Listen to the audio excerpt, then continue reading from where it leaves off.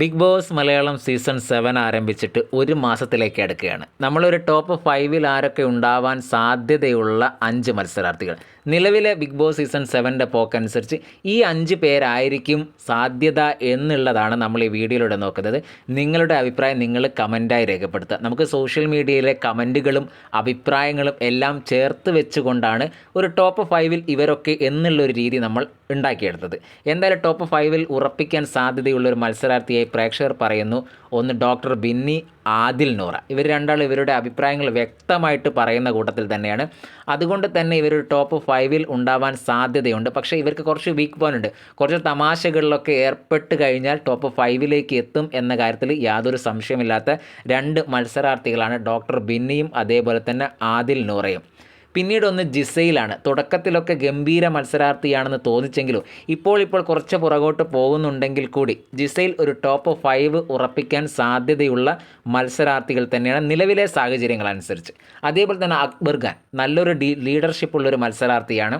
അതുകൊണ്ട് തന്നെ അക്ബർ ഖാൻ ഒരു ടോപ്പ് 5 ഉറപ്പിക്കാൻ സാധ്യതയുള്ള മത്സരാർത്ഥിയാണ്. എല്ലാ കാര്യങ്ങളിലും ഇടപെടുകയും നല്ല ഗെയിം നന്നായിട്ട് കളിക്കുകയും ചെയ്യുന്നത് കൊണ്ട് തന്നെ അക്ബർ ഖാൻ അത്തരം ഗുണങ്ങളൊക്കെ ഉള്ളത് കൊണ്ട് തന്നെ അക്ബർ ഖാൻ ഒരു ടോപ്പ് 5 ഉറപ്പിക്കാം. ഷാനവാസും ഇതേ പറഞ്ഞ കണക്ക് തന്നെ നല്ലൊരു ലീഡർഷിപ്പുള്ള ഒരു മത്സരാർത്ഥിയാണ്. ടോപ്പ് 5 ഉറപ്പിക്കാൻ സാധ്യത ഇപ്പോൾ നിലവിലുള്ളൊരു മത്സരാർത്ഥി തന്നെയാണ്. കുറേ കാര്യങ്ങൾ കൂടെ ഷാനവാസ് ശ്രദ്ധിക്കേണ്ടിയിരിക്കുന്നു.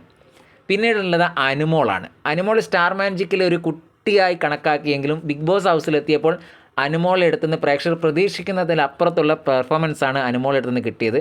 അതുകൊണ്ട് തന്നെ അനുമോൾ ഒരു ടോപ്പ് 5-ൽ ഇപ്പോൾ പ്രേക്ഷകർ ഇഷ്ടം നേടി പോകുന്നുണ്ട്. ടോപ്പ് 5 ഉറപ്പിക്കാൻ സാധ്യതയുള്ളൊരു മത്സരാർത്ഥിയാണ്. പിന്നീടുള്ളത് അനീഷാണ്. അനീഷ് ഏകദേശം ടോപ്പ് 5 ഉറപ്പിച്ചു എന്ന് തന്നെ പറയാം. അനീഷിന് നല്ലൊരു ലീഡർഷിപ്പുണ്ട്. അനീഷിന് പ്രേക്ഷകർക്ക് ഒരു കോമണറായി വന്നെങ്കിൽ കൂടി പ്രേക്ഷകർക്ക് വല്ലാതെ ഇഷ്ടം കൂടിയ ഒരു മത്സരാർത്ഥിയാണ്. അതുകൊണ്ട് തന്നെ അനീഷ് ടോപ്പ് 5 ഉറപ്പിക്കും എന്ന് തന്നെ നമുക്ക് പറയാം.